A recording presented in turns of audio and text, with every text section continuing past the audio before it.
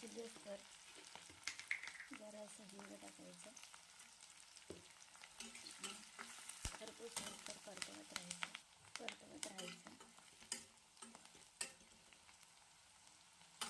नंतर याच्यात घालायची थोडी आलं लसूण पेस्ट. पण आलं लसूण पेस्ट टाकलेली आहे.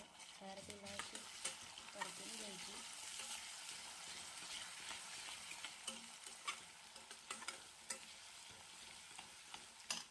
थोडंसं कोथिंबीर टाकायचं.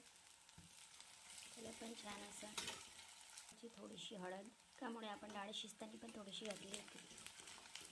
छान परतून घ्यायचं.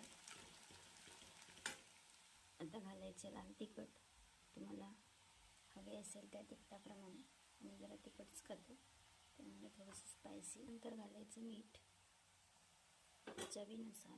सगळेच म्हणतात की स्त्रियांना काही येत नाही. म्हटलं बघूया ट्राय करून आपल्याला की सोशल मीडियावर काही कुकिंग स्टाईलमध्ये जेवण टाकता येतं का.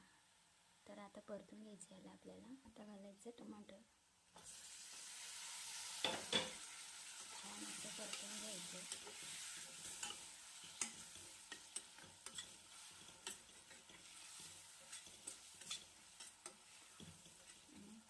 2 मिनटं झाकून ठेवायचं. आपल्याला थोडंसं पाणी टाकायचं, एकदम चिमूटभर, की जळायला नको. 2 मिनटं झाकण ठेवायचं.